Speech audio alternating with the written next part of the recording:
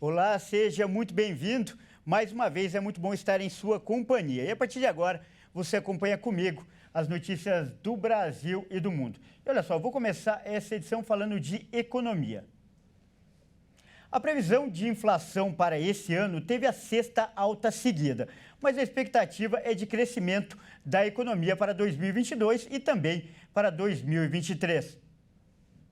Os analistas do mercado financeiro elevaram pela sexta semana seguida as expectativas para o índice oficial de preços ao final de 2022. Pela estimativa do Banco Central, a inflação deve encerrar o ano em 5,92%.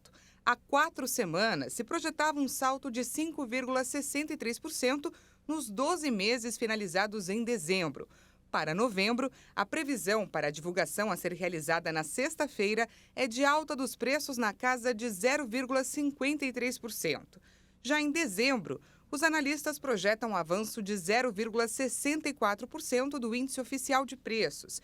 Para 2023, a previsão para o índice oficial subiu de 5,02% para 5,08%. E com as novas estimativas de alta, o mercado financeiro manteve em 13,75% a projeção da taxa básica de juros para o final deste ano, mas elevou as projeções para 2023. Os analistas consultados também melhoraram pela 4ª semana consecutiva as apostas de alta para o PIB, o Produto Interno Bruto deste ano. Conforme a nova projeção, a economia nacional deve crescer 3,05% neste ano, maior que a previsão anterior, de 2,81% na semana passada.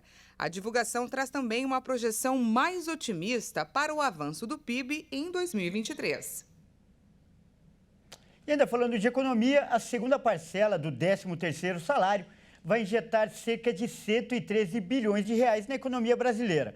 Assim como na primeira parcela, o principal destino desse dinheiro ainda deve ser o pagamento das dívidas. Até o dia 20 de dezembro, prazo final para o pagamento da segunda parcela do 13º salário, o benefício deve injetar 112 bilhões e 900 milhões de reais na economia brasileira. Segundo pesquisa da Confederação Nacional do Comércio, 38% do total, quase 43 bilhões de reais, deve ser usado para quitar as dívidas. Outros 33% devem ser usados no comércio, 17% em serviços e 12% para a poupança. Dos mais de 37 bilhões de reais que devem seguir para o varejo, os segmentos mais beneficiados devem ser o de hiper e supermercados, de vestuário e calçados, além dos estabelecimentos especializados em utilidades domésticas. Apesar da melhora do mercado de trabalho, com o aumento da ocupação e a desaceleração da inflação, a taxa de juros alta e o endividamento prejudicam o varejo. Segundo o levantamento, o pagamento das duas parcelas do 13º vai somar mais de 251 bilhões e meio de reais neste ano. O valor é 6,4% maior em relação a 2021. E eu falo de política agora. A PEC da transição do governo já está na pauta de votações do Senado para esta quarta-feira. A proposta tem 54 votos favoráveis, 3 a mais do que é o necessário. O levantamento é feito com base nos partidos que sinalizaram apoio à medida. A PEC idealizada pelo governo eleito Lula para viabilizar o aumento do Auxílio Brasil para R$ 600 já tem um número maior que o necessário para aprovação. Para que uma PEC seja aprovada na Casa Alta do Congresso, é preciso que a proposta tenha pelo menos 49 votos, o que corresponde a mais de 3/5 do total de cadeiras do Senado. Ao todo, segundo o levantamento de bastidores, 9 partidos com representação no Senado já declararam apoio à proposta de emenda à Constituição. Fora isso, há partidos que também indicam que podem apoiar a proposta, mas aguardam as negociações em relação ao texto antes de adotar um posicionamento. O partido do presidente Jair Bolsonaro, o PL, que tem 8 senadores, deve apoiar a PEC, pelo fato de o próprio Bolsonaro ter prometido durante a campanha a manutenção do Auxílio Brasil em R$ 600 no ano que vem. A PEC tem o objetivo de retirar o Auxílio Brasil do cálculo do teto de gastos, regra fiscal criada no governo de Michel Temer, que limita o crescimento das despesas públicas. O texto da proposta estabelece que os recursos destinados ao benefício social ficam fora da regra durante 4 anos. A expectativa de que nesta semana a PEC seja analisada na Comissão de Constituição e Justiça e, em seguida, no plenário da Casa. A proposta precisa ser aprovada em 2 turnos, tanto no Senado quanto na Câmara dos Deputados. Na Câmara são necessários 308 votos para aprovar uma PEC.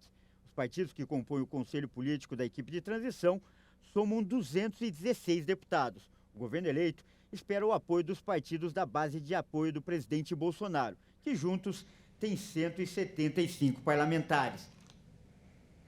Vamos agora aos destaques internacionais. A China começou a flexibilizar a rígida política de Covid-0, após uma série de protestos no país pedindo o fim da medida.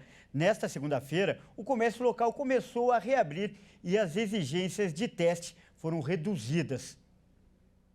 Autoridades chinesas em todo o país começaram a flexibilizar as restrições anti-Covid que estão em vigor há quase 3 anos. A movimentação foi estimulada pelo governo, que ordenou a adoção de novas formas de combater a pandemia no país. Em Pequim, a capital da China, as pessoas já podem utilizar o transporte público sem apresentação de testes negativos. O mesmo também vale para Wuhan, a primeira cidade a detectar o coronavírus em 2019. Já em Xangai, onde a população enfrentou rígidos confinamentos, os moradores voltaram a frequentar espaços abertos e áreas turísticas sem um teste recente. As medidas são criticadas pela Organização Mundial da Saúde, que considera uma rigidez ineficaz. O pedido de mudança começou após milhares de pessoas irem às ruas para exigir mais liberdade e o fim dos confinamentos.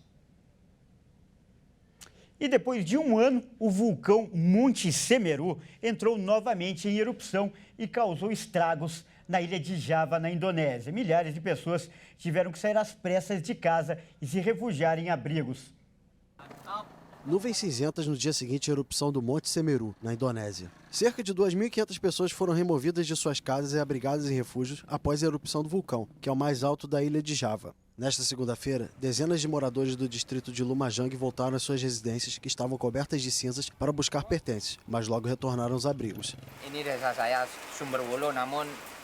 Sou de um povoado diferente, mas como a população de Kajar Kuning foi afetada pelo desastre, eu vim aqui para ajudar a retirar os pertences das casas. As autoridades declararam estado de emergência por um período de 2 semanas e distribuíram máscaras para que as pessoas se protejam das cinzas suspensas no ar. Também foram abertas cozinhas públicas para alimentar os refugiados. A última erupção do Monte Semeru aconteceu há 1 ano e matou pelo menos 51 pessoas. Quase 10 mil indonésios foram obrigados a sair de casa. E eu falo agora de Copa do Mundo. Hoje é dia de decisão para o Brasil na Copa do Catar. A seleção enfrenta a Coreia do Sul pelas 8ª de final do Mundial. E o grande reforço para essa partida é a volta do atacante Neymar, que se recuperou de uma contusão. As imagens dos últimos treinos mostram o Neymar bastante confiante. Ele aparece participando das atividades e batendo na bola sem restrições com o pé direito, onde sofreu a contusão no tornozelo. O atacante realizou um treinamento de finalizações, inclusive batendo forte na bola, mostrando que está totalmente recuperado para o jogo. Além dele, o lateral Danilo também volta à equipe e ambos foram confirmados pelo técnico Tite. A seleção brasileira enfrenta a Coreia do Sul pelas 8ª de final da Copa do Mundo. O duelo no estádio 974 em Doha, no Catar, acontece às 16 horas. O provável time titular é o seguinte: Alisson, Éder Militão ou Daniel Alves, Marquinhos, Thiago Silva e Danilo, Casimiro e Lucas Paquetá, Rafinha, Richarlison, Neymar e Vini Júnior. Bom, essa edição fica por aqui. Eu agradeço demais pela sua companhia e convido a continuar ligado em nossa programação. Até mais!